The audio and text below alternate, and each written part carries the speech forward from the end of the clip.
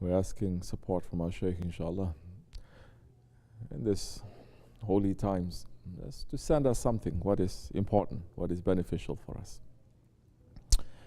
These days we don't like to talk too much also, because no one is really listening. And if you're listening, how are you going to put in your lives? The signs are there. In the month of Ramazan, we should be harvesting.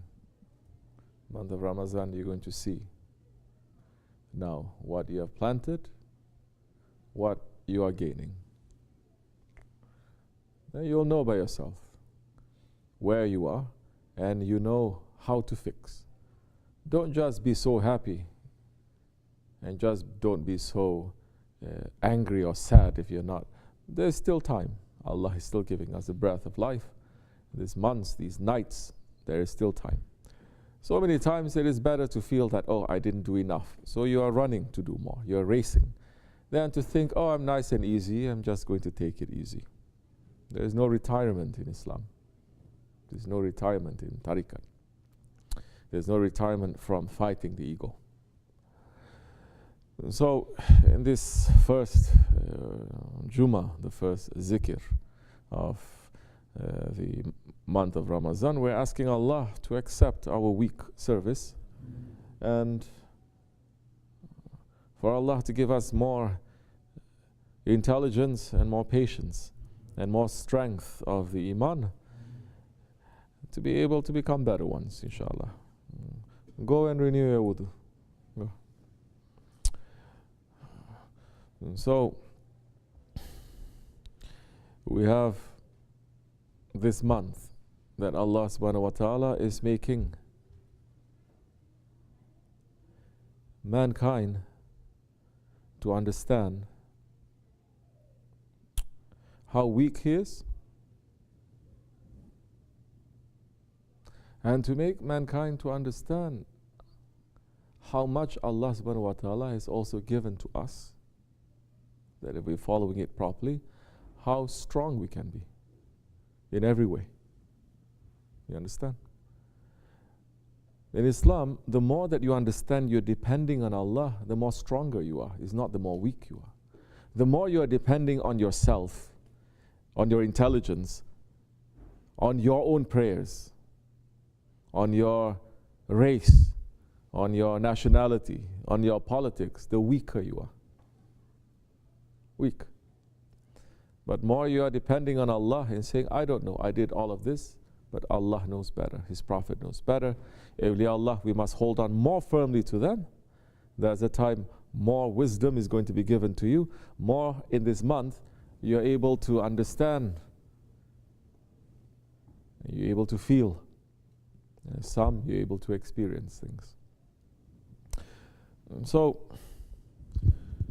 you are saying now, we have a question for our brother, saying, Muslims now, there's such a big dependence on the material. And saying Muslim nations now, especially, if we're talking from that level, we have to become more powerful in every way. Why? So that we can compete with the others, right? And be better. So it's not for Allah's sake. So right off the bat is wrong. But those ones, maybe they are saying, well, we are depending on these things. We need to be strong in these things. Because Allah is saying in the Quran, what? Keep your horses ready. He's saying, so I'm going to take his word for it. I'm not going to be Wahhabi says, which surah, which ayat, sahih or not. Soon they're going to say that also about Quran. So they're using that. It looks as if it's fair. They're looking at the Quran and they're taking it. But this is exactly what happens when you are taking the Quran and you're not taking the Sunnah. And the Sunnah is following the Prophet and following the Sahabis and the Tabi'ins and the Tabi'ins and the Tabi'ins until today. If you just take from the Quran, you can go in any direction you want. And this is what has happened for the past 100 years, that there's no khilafat. Everyone is running to their own directions, from individuals to families, from communities to nations. Everyone taking off their own way. And although Muslims are reaching to 2 billion, we say there's 2 billion, although they have all the wealth. You cannot say Muslims don't have the wealth, they don't have the resources, they don't have the technology, they don't have the manpower, they don't have anything. Allah is still giving in this Akhir Zaman, but there is no blessings, none. There is no blessings because there is no head. There is no blessings because 2 billion Muslims, we're saying we take Allah's word and we're going to run according to our own understanding. But Allah is saying, follow that Prophet. Allah subhanahu wa ta'ala is saying, follow that Prophet ﷺ, and the Prophet ﷺ is saying, follow the ones who are going to come after me, my inheritors, follow the Khalifas. You understand? So now, everyone is going to take that. They're taking it according to the Sunnah, it's okay. Then you know how to balance. You take according to the Sunnah, that's why in over 1,400 years of Islamic civilization, it is always moving ahead and ahead and ahead. Don't look, oh, but then in the 1800s they fell down, down, down. And Europe went up, up, up. How Europe went up, up, up? Huh? Through the blood of the millions of people? Through stealing and lying and cheating and terrorizing? If this is what civilization is, we are far away from it. That kind of civilization is going to bite you back. If not now, later. And we're seeing the results of that. So that kind of, oh, but Muslims, they fall down because they didn't go through industrial revolution. They didn't go through this, they didn't go through that. We made the whole world go through that. And look at the mess we've made the whole world to be in now. So now, especially in running after the dunya and not understanding what the Prophet brought, not understanding the wisdom of the Prophet and the wisdom of this awliya Allah, definitely you're going to deviate. Definitely you're going to take and use that as an excuse for whatever you want yourself to be. Whether it is tribe, nationality, politics, you're going to use that. While using the word Islam, which it is happening. Especially now, they say, oh, we're following the Prophet. Are you following the Prophet according to the four mazhabs? We don't follow four mazhabs. Then you're not following the Prophet. You're following your ego. We understand? Which four mazhab is saying, it's okay, don't follow a Khalifa. The Prophet ﷺ is saying, if there's 3 days, there is no Khalifa, there is no Islam. What is it meaning now? That one must be responsible for justice. Understand that when Hazrat Umar he became the Khalifa, he said, if there is a wolf on the other side of the Tigris River, Euphrates River, that is dying from thirst and hunger, Umar is going to be questioned on Judgment Day. What is this Khilafat that we are seeing and we are looking at, that we're taking example from? Look at the Holy Ottoman Empire. How under their reign, there was no terrorism. There was no conflict in the Middle East. 300 years, 500 years they're ruling. Nothing of that sort was happening. In fact, they made the people who are sworn enemies to sit down next to each other, to help each other, to cooperate with each other, and in a month like this, like Ramazan, to sit down and to eat with each other. They say enough with all of that differences. We have to build a life here. That kind of materialism, where you are going to share what you have, where you're going to give justice to everyone. That kind of materialism we are running for, because that kind of materialism, it is pleasing to Allah. Today's materialism is not. Because they're not putting Allah and the example of the Prophet. They're looking to their own political ambitions, especially Muslim countries. You understand? It is wrong. Because now under the Ottomans too, the Muslim and the non-Muslim, they're able to have safety. That was a system of real meritocracy. That was a system where they were admitting people from different nationalities, different races, to be part of the government without taking away their language, without taking away their culture, without taking away their religion. In fact, the Ottoman Empire preserving the religions, not just Islam, other religions that were there. They were not imposing colonialism. They're not imposing imperialism like we understand. If they were, everyone from Eastern Europe to Western China would be speaking Turkish. Everyone would be only learning Turkish history. Like today, if we talk about certain subjects, immediately, because of our schooling, we will discount more than half of humanity. We're only looking towards Europe. If we talk about philosophy, we're talking about Greek philosophy, French philosophy, German philosophy. That is immediately, it comes to our mind. But what happened to, as we say, what happened to, say, philosophy that is in India, that is in China, that is in Africa, that is in the Middle East? Half of the humanity, most of humanity, you take them out. That kind of thing was not present during the Ottoman times because there was no push for that kind of imperialism, for that kind of control. Yes, you are looking for materialism, but that materialism, it is to share. That materialism, it is to make mankind to become civilized. Civilization is not having an iPhone. Civilization is not having internet. Civilization is not having the technology or the wealth and to have your heart sealed from feeling what your neighbor is feeling. Now this month of Ramazan, in the old days, which they don't practice anymore, you cannot, especially in a modern society like this. In the old days,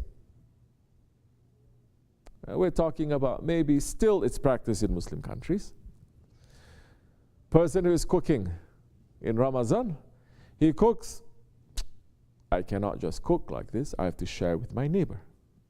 He cooks something because the Prophet ﷺ is making all these manners to be the sign of civilization. Manners, how you treat people.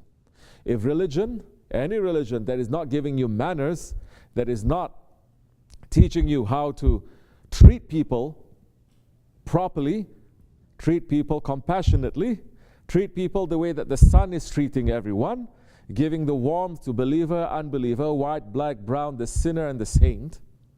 If that religion is not teaching to do that, run away from it.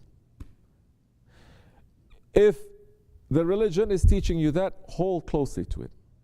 If people are accusing that religion and they're not using that religion now to become better, they are at fault. It is not the religion's fault. So in the old days, Prophet is saying, alayhi wasallam, yes, even if your neighbor can smell the cooking that you're making, you have to share because it's bad manners. They smell what you're cooking and you're not sharing. So in the Ramazan time especially, cook something, they give to a neighbor. The neighbor cooks something, give it back. This one gives to this one. This one gives to this. And so it circles around. Just with a simple plate of food, it circles around. The love circles around. The charity circles around.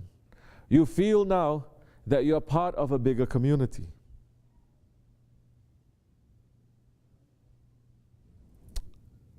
This materialism of today, it doesn't connect to that.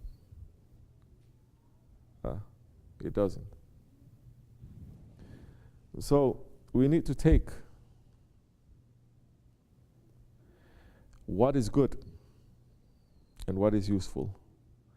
Those things that are not, we need to see how the Prophet was doing it and his Sahabis continuing. We had not only 1400 years back of example, we have 100 years back of example. You understand? We need to take and we need to learn. Then you can walk properly. At that time, you're not just going to take the religion for your ego and use any ayat to justify anything you want, to make a spin of anything you want, and to twist anything you want. Now, the Prophet ﷺ is saying, live in this world as long as, what? Work for this world, meaning run for the dunya, as long as you are going to live in this world. Work for the akhirat, as long as you are going to be in akhirat. How long are we going to be in akhirat? Forever. So do you need to work little or you need to work a lot? You need to work easy or you need to work hard? You need to work hard because you're going to live forever. In this world, it's saying, as much as you're going to live in this world, work as much as you're going to live in this world. Correct or no? I've seen this hadith twisted by governments, Muslim governments, Muslim majlis, to mean the complete opposite. That they are saying, Prophet is saying, work in this world as much as you're going to live on it. That means you're going to live only for a handful of years. Then you must work very, very hard because you only have a handful of years to live. You're going to live in the akhirat forever, so relax. You don't have to work forever. You're going to have to work hard. They are saying this, and people are, and no one is saying nothing. This is accepted. This is wrong. And this is when people then start living this world for the sake of this world. They're not living for this world for the sake of akhirat. What is our job? What is our duty? Everyone has a job. Everyone has a duty. Not everyone is going to do what everyone else is doing. So, inshallah, if we are taking their sunnat, if we're taking their examples, if we have a guide to show, it is easier. If there isn't, then you can do it any way you want, especially governments. They're going to twist it and spin it in any way that they want, and everyone is going to follow. And everyone is going to be in their pockets anyway.